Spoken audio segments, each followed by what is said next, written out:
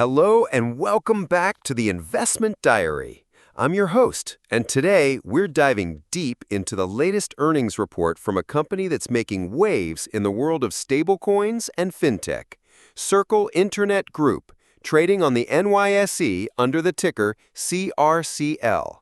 They just dropped their Q2 2025 earnings, and there's a lot to unpack. So grab your coffee, get ready to take some notes, and let's get into it. The headline here is growth. Circle posted a stellar revenue of $658 million, which is a massive 53% year-over-year increase. This figure not only showed incredible momentum, but also handily beat analyst estimates, which were in the range of $645 to $647 million. Adjusted EBITDA also saw impressive growth, up 52% year-over-year to $126 million, with a healthy 50% margin. Now, before you get concerned about the next number, let's talk about the net loss. The company reported a net loss of $482 million, but this number needs context. It's largely due to non-cash charges related to their recent IPO. These include a whopping $424 million in stock-based compensation and a $167 million fair value adjustment of convertible debt. When you strip these one-time charges away, the underlying profitability picture is much stronger, which is why the adjusted EBITDA is the more telling metric here. Shifting our focus to operational growth, this is where Circle's core business really shines. The value of USDC in circulation is the ultimate measure of their adoption, and that number is booming.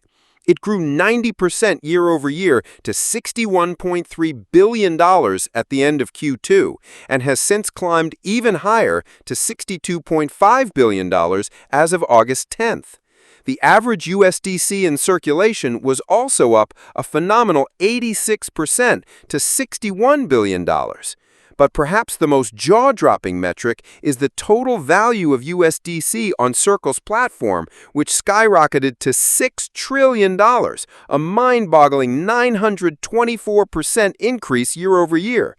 This shows just how integral USDC has become to the global financial ecosystem. Despite strong competition, Circle has maintained a solid 28% stablecoin market share. Beyond the numbers, Circle is not sitting still. They've been busy building out their ecosystem.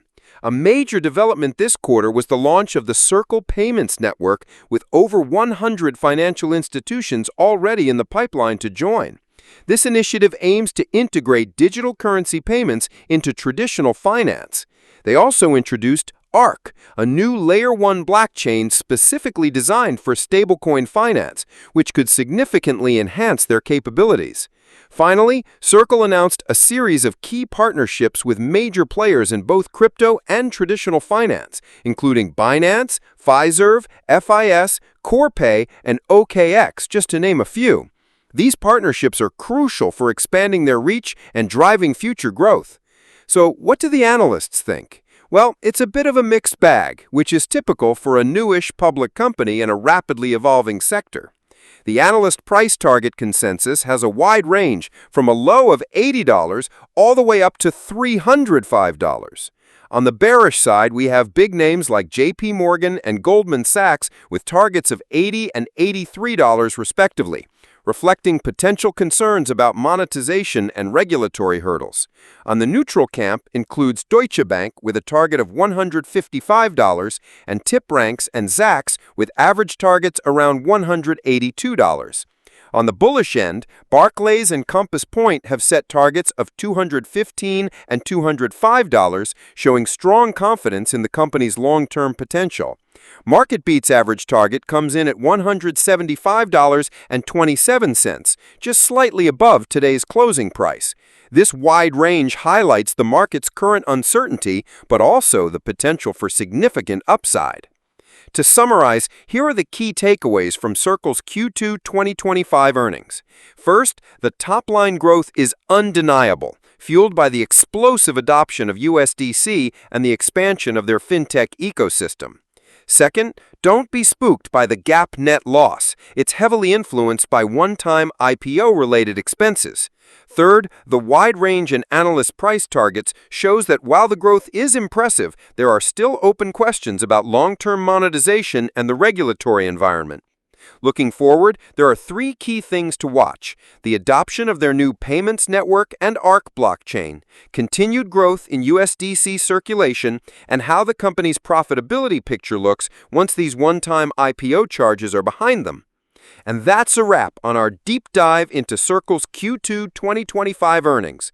What do you think? Are you bullish or bearish on CRCL? Let us know in the comments below.